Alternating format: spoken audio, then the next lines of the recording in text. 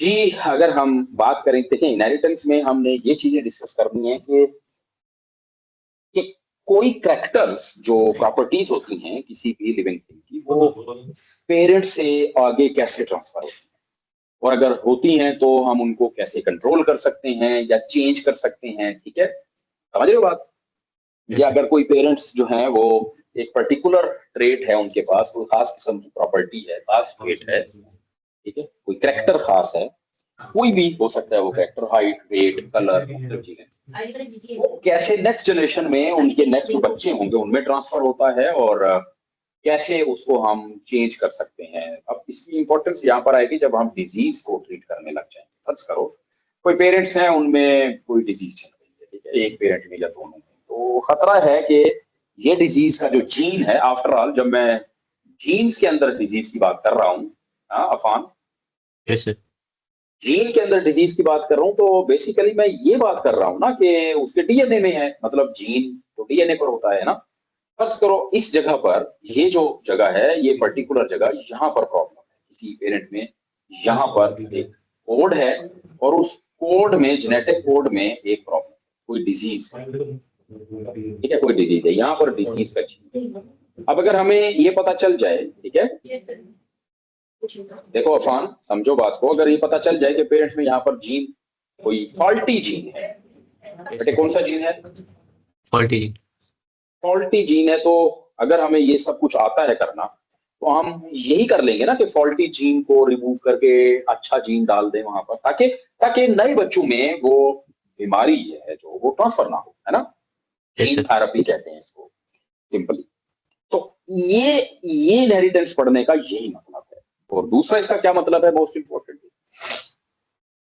इसमें हम यूं भी कर सकते हैं, फर्ज करो कोई पेरेंट्स हैं, या हम ऐसा काम करना चाह रहे हैं कि वहां पर अच्छा जीन मौजूद है, कोई सुपर जीन मौजूद है, हम ऐसा कर सकते हैं, सुपर जीन को ही आगे भिजवा सकते हैं, नए जो जनरेशन आएगी उसमें भिजवा सकते हैं, ताकि फिर क्या हो जाए, गुड जीन ही आगे जा सके, है ना। ऐसे नहीं होता कि तो कभी कभी फॉल्टी जीन भी आगे चले, क्या, कभी कभी फॉल्टी जीन आगे जा सकती।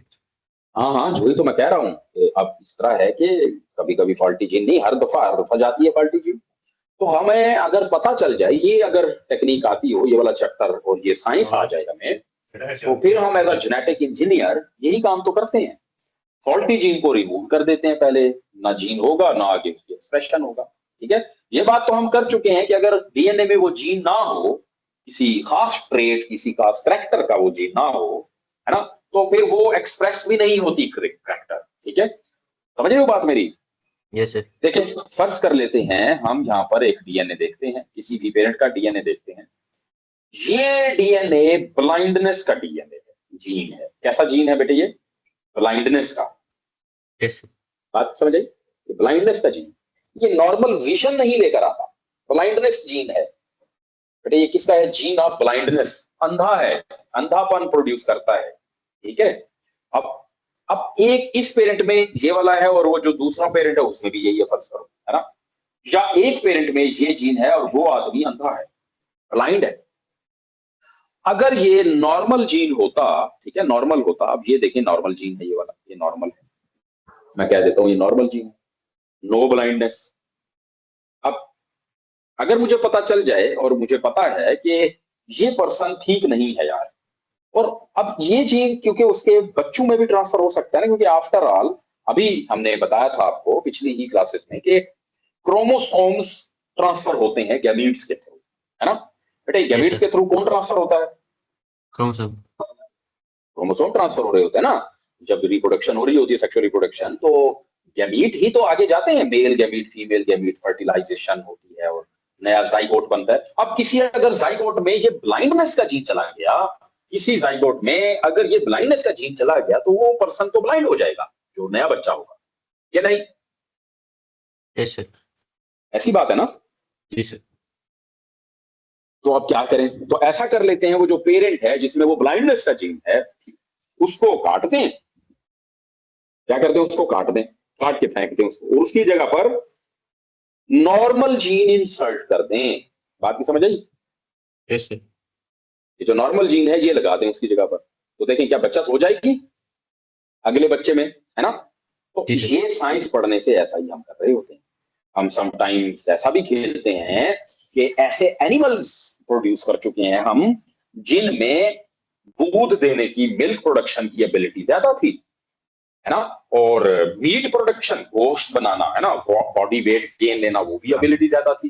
तो ऐसे Yes, sir. एनिमल्स के जीन को यूज कर लिया जाता है ताकि वो ज्यादा मिल्क प्रोड्यूस करे, ज्यादा मीट प्रोड्यूस करे। इसी तरह हम बर्ड्स में भी कर चुके हैं ये काम। ब्रॉयलर जो चिकन है वो जल्दी बड़ा हो जाता है, ठीक है।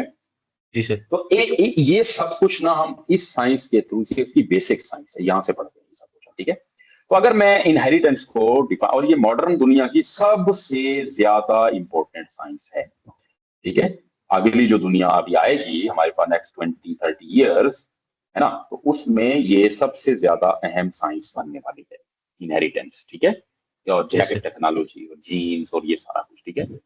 इसको आपने ध्यान से समझना है क्योंकि आपका इस पर कैरियर भी डिपेंड कर सकता है पूरा। क्या पता आपको ये अच्छा लगे, समझ आ जाए, आप इसको ए लेवल में भी पढ़ लें, फिर आगे जाकर मेजर सब्जेक्ट के तौर पर, क्योंकि अच्छा कैरियर इसमें हो सकता है, ठीक है।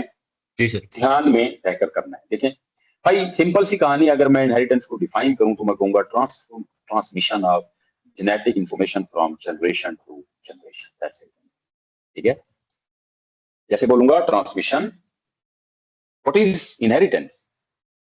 ट्रांसमिशन ऑफ, ये बेटे किस चीज का ट्रांसफर कर देना है हमने? Genetic sir genes. Information. Genetic information from, या तो पेरेंट्स टू ऑफ स्प्रिंग कर लें आप, पेरेंट्स टू ऑफ स्प्रिंग। ये ऑफ स्प्रिंग क्या होता है बेटे? Sir the child. जी, वो जो बेबी होंगे, या फिर generation to generation, right. Yes. ये इसको इसको कहते हैं इनहेरिटेंस। क्या कहते हैं इसको? इनहेरिटेंस। बात की समझ आई?